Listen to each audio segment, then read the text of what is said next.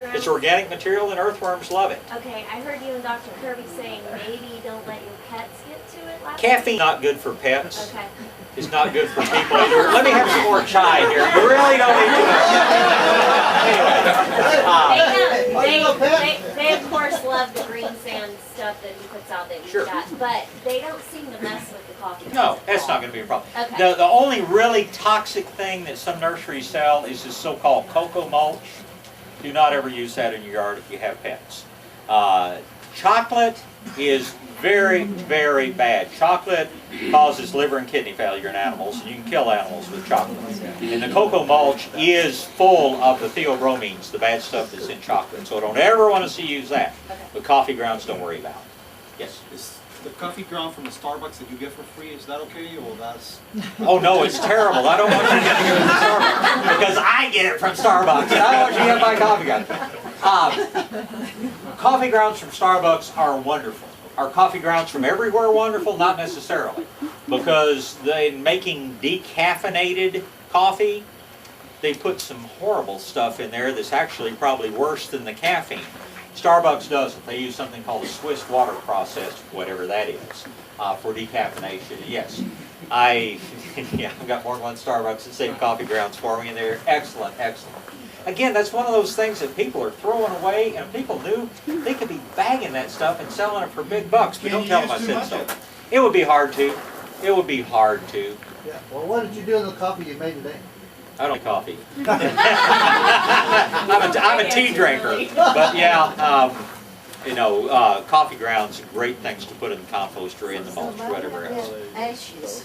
Ashes are high in potassium. In most cases, we don't need it. In some cases, a little bit of ashes is beneficial.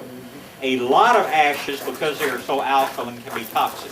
But if you're burning good, clean firewood, again, Malcolm Beck has shown us that a little bit of ash in our soils is highly beneficial.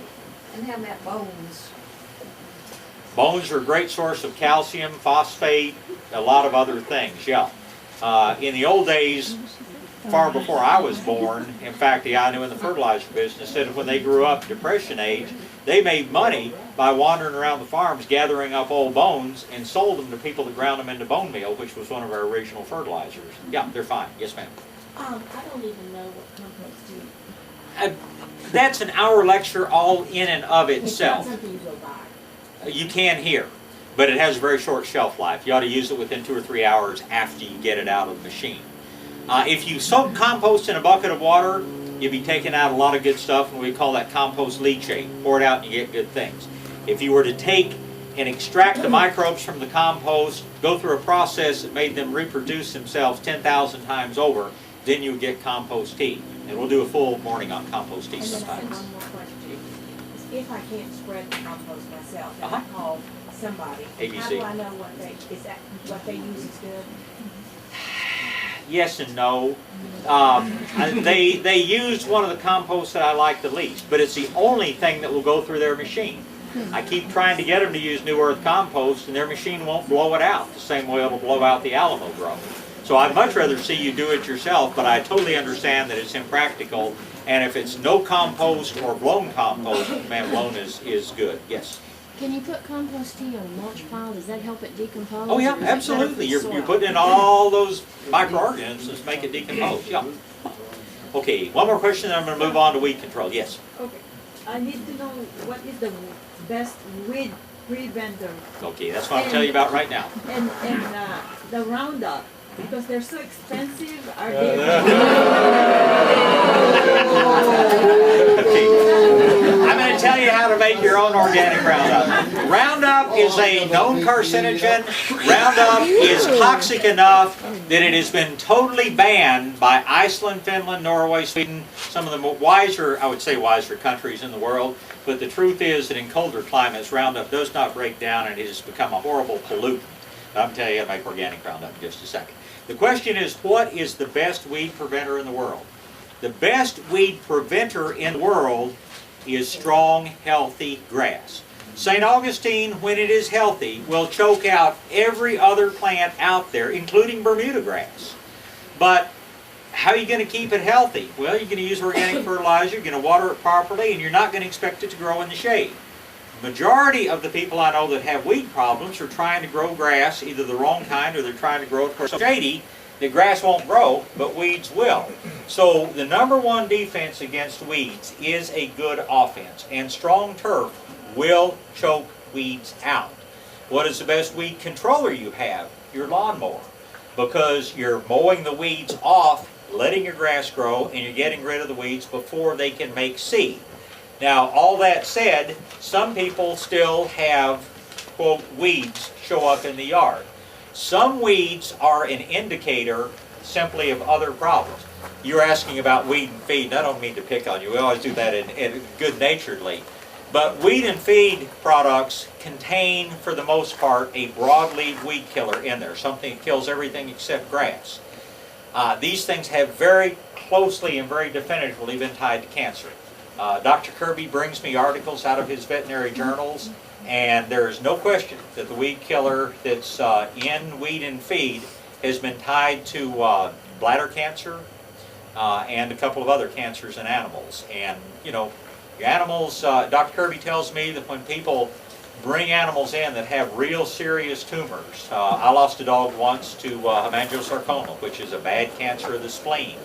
And the first question he asked them is, do you use weed killers? And he said invariably the answer is yes.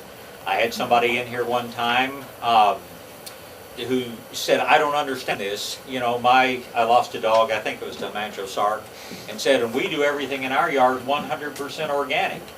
And I said, well, is the dog ever exposed to anything else? And she said, yeah, my husband takes him for a 2-mile walk on the golf course every day. Oh. There's your answer right there. So I really would like you to stay away from these things. But let's talk about clover. Everybody seems to hate clover in the yard. What clover is telling you something. Clover will grow in soil that has become so compacted that grass roots can't penetrate it very well. And Mother Nature abhors bare ground. You give me a piece of bare ground and Mother Nature's going to plant something there. If it's just plain bare ground, she's probably going to plant sticker burrs because they grow faster than anything else and they cover the ground up. If the ground is so hard that grass roots can't penetrate it, you're going to get clover, because clover will practically grow into concrete. And again, if you ever listen to Malcolm X's story about when he took a worn out farm and was trying to turn it back into fertile land, one of the things he planted was Hubam clover. His clover grew 8 feet tall. He said people came from all over this part of the country to take pictures of his clover because nobody had ever seen clover that big. And he said one of his old timers said, well, Beck, that's the last time you're going to grow a clover crop like that. And he said, the hell it is. I made more money selling clover and seed and, you know, baling it than I've ever made off of anything. So he went back the next year and he planted a whole bunch of clover. It grew about that tall. It had corrected the problem of the really hard packed ground, and all of a sudden clover wasn't growing as well. Other things were growing a whole lot better. So when you see clover in your grass, I mean, you can kill it if you want to. And I'm going to tell you the organic way to do that in just a minute. But don't view it as a problem. View it as a signal to you that your ground has gotten really compacted. You want compost tea, you want Medina Plus, you want compost. You soften the ground and you'll no longer have a clover problem. But if you listen to the people that want to sell you clover killer, you'll spray it, it'll die, it'll come back. You'll spray it, it'll die, it'll come back. And let me tell you what, the store that's selling you the clover killer loves you because, and you know, this is so true with people in agriculture. I had a fellow once say, one time he said, man, when I ever drive by, the people at the seed dealer stand up and salute because I'm buying tens of thousands of dollars worth of chemicals over and over and over and over.